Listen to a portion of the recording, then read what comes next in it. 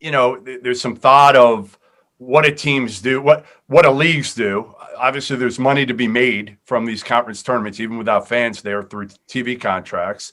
But a lot of coaches that I talk to are saying, well, listen, if I'm in the tournament anyway, why am I going to go to a conference tournament and risk a player getting COVID or hurting my, seed or whatnot? There's so many different things. And then if one school bails out, what does the rest of the league do? How have you thought about this and how it can affect the NCAA tournament?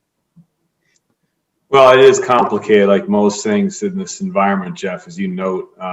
We've had some discussions with basketball committee on the topic, and we'll have more. We don't have any specific position on it at the moment. I think generally speaking, we're supportive of the conference tournaments. It's our membership. It's how the tournament actually starts, as you well know. I mean, it is how teams play their way into March Madness, and when 80% of the teams that play college basketball don't make the tournament, it's their postseason championship experience, and then those that win get to play in March Madness. So we're hopeful but understanding of the complications around it.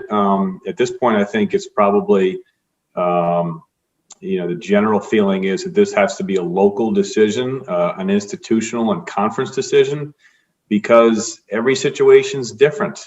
Some conference tournaments you're talking about are one bid leagues, and many others are multiple team bid, coming out of the conference tournament. Some events are played the week before Selection Sunday, and some lead up to and play on Selection Sunday. So, it's a complicated one, like most things, but I think probably the general feeling is, with more discussion to come, that those are decisions that have to be made at a local, institutional and conference level rather than be mandated in some way by the NCAA Tournament Committee.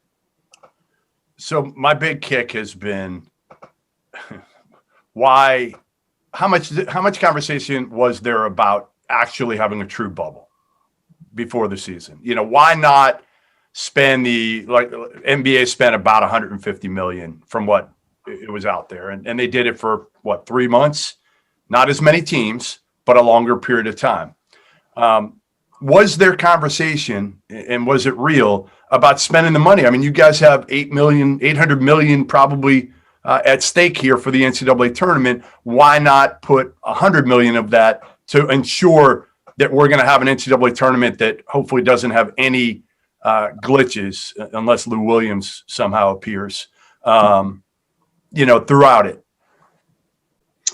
Well, we've had all sorts of consideration and obviously, observed what everyone else has done successfully and what the challenges have been, not just in basketball, but in other sports as well. And taking into consideration how this whole thing has evolved. And I think the committee and the staff feel cautiously optimistic and confident that we have a really solid plan to have a successful tournament, first and foremost, to keep everybody healthy and safe, but secondarily also to have a great competition to determine a worthy national champion. And we don't believe that it necessitates a very expensive, as you note, effort to make a more tight bubble, that this controlled environment that we are creating or in the process of creating in Indianapolis can and will work.